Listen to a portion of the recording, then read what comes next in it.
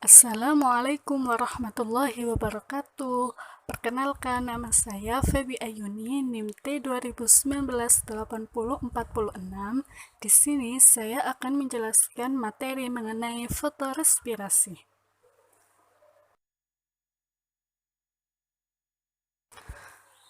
Pada materi fotorespirasi, kita akan membahas yang pertama, yaitu pengertian dari fotorespirasi.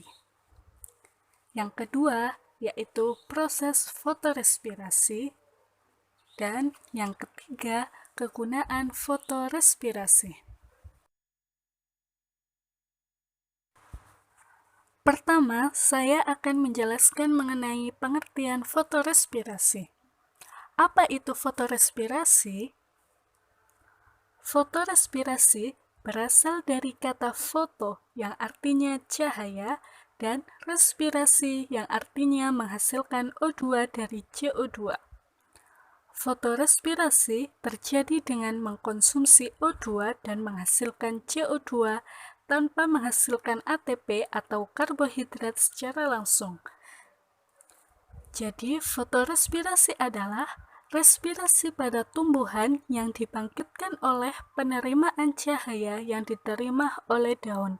Diketahui pula bahwa kebutuhan energi dan ketersediaan oksigen dalam sel juga mempengaruhi fotorespirasi.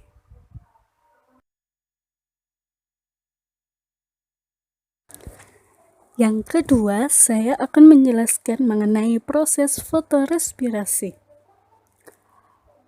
Proses ini disebut juga dengan asimilasi cahaya oksidatif. Ini terjadi pada sel-sel mesofil daun dan diketahui merupakan gejala umum pada tumbuhan C3, seperti kedelai dan padi. Lebih jauh, proses ini hanya terjadi pada stroma dari kloroplas dan didukung oleh peroksisom dan mitokondria. Secara biokimia, proses fotorespirasi merupakan cabang dari jalur glikolat. Enzim utama yang terlibat adalah enzim yang sama dalam proses reaksi gelap fotosintesis, yaitu rubisco atau ribulosa bifosfat karboksilase oksigenase.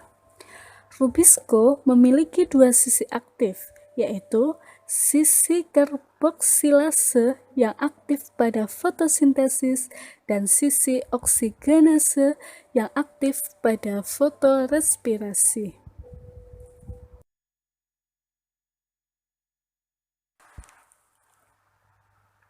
Kedua proses yang terjadi pada stroma ini juga memerlukan substrat yang sama, ribulosa bifosfat atau RUBB, dan juga dipengaruhi secara positif oleh konsentrasi ion magnesium dan derajat keasaman atau pH sel.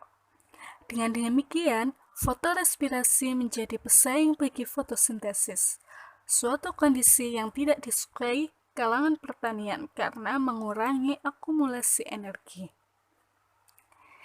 Jika kadar CO2 dalam sel rendah, misalnya karena meningkatnya penyinaran dan suhu, sehingga laju produksi oksigen sangat tinggi dan stroma menutup. RUBB akan dipecah oleh rubisco menjadi P-glikolat dan P-gliserat dengan melibatkan satu molekul air menjadi glikolat dan POH. P-gliserat, P dibaca dengan fosfo, akan didefosforilasi oleh ADP sehingga membentuk ATP. P-glikolat memasuki proses agak rumit menuju peroksisoma, lalu mitokondria, lalu kembali ke peroksisoma untuk diubah menjadi serin, lalu gliserat. Gliserat masuk kembali ke kloroplas untuk diproses secara normal oleh siklus Calvin menjadi gliseraldehid 3-fosfat atau G3P.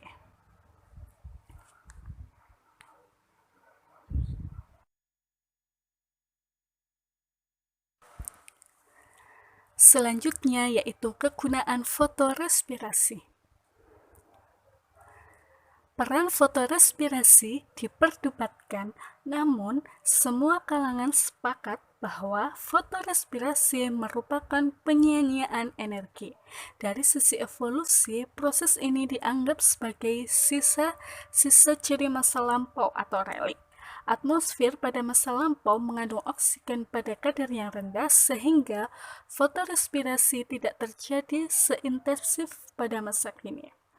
Fotorespirasi dianggap bermanfaat karena menyediakan CO2 dan NH3 bebas untuk diasimilasi ulang, sehingga dianggap sebagai mekanisme daur ulang atau efisiensi. Pendapat lain menyatakan bahwa fotorespirasi tidak memiliki fungsi fisiologis apapun, baik sebagai penyedia asam amino tertentu, yaitu serin dan glisin, maupun sebagai pelindung klorofil dari perombakan karena fotooksidasi. Demikian pemaparan dari saya. Wassalamualaikum warahmatullahi wabarakatuh.